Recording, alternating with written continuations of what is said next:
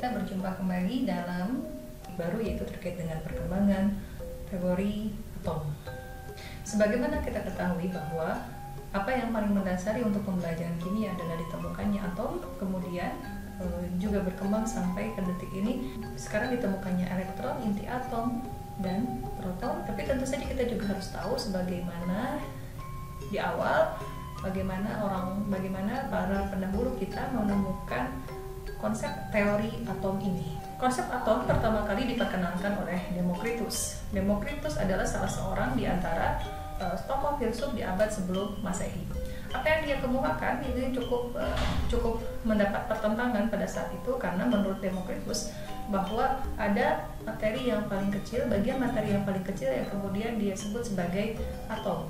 Dan menurut Demokritus, atom ini tidak dapat dibagi-bagi lagi. Meskipun ditolak oleh filsuf lainnya, namun bantahan Demokritus ini cukup lama bertahan sampai kemudian pada abad ke-19.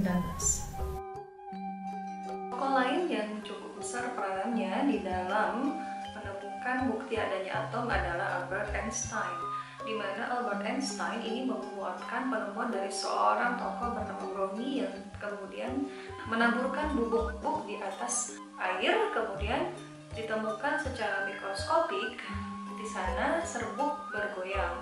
Menurut Albert Einstein, tidak mungkin jika tidak ada hal yang bisa menyebabkan partikel-partikel serbuk tersebut untuk bisa bergoyang, kecuali memang ada partikel lain yang lebih kecil yang membuatnya bergoyang.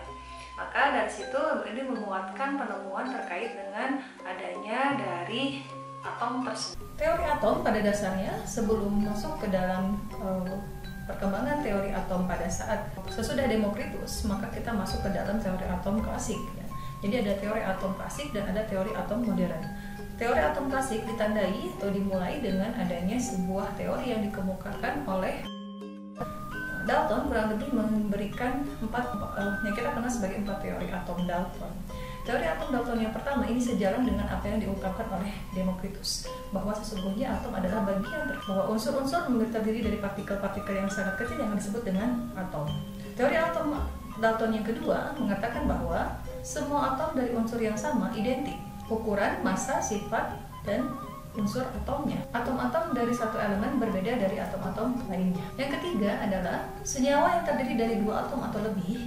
Dalam senyawa apapun, rasio jumlah atom dari unsur-unsur tersebut dalam bilangan bulat sederhana. Yang berikutnya, reaksi kimia hanya mampu melibatkan pemisahan, penggabungan, kombinasi, atau penataan ulang dari atom. Teori atom Dalton yang ketiga mengatakan bahwa atom-atom dari unsur yang berbeda akan berbeda, dan atom-atom dari satu elemen itu akan sama. Jadi ditujukan pada gambar berikut ini. Ya.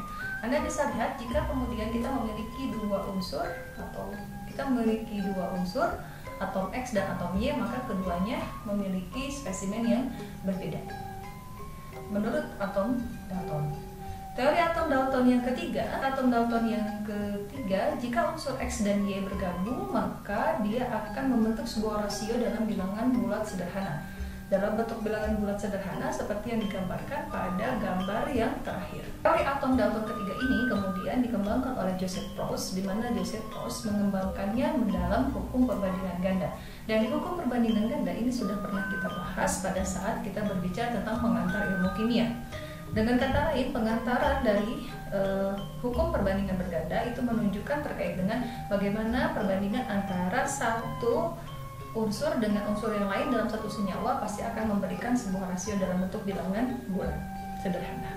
Contohnya, seperti kita review sedikit ya, kita review bahwa ada karbon monoksida dan karbon dioksida.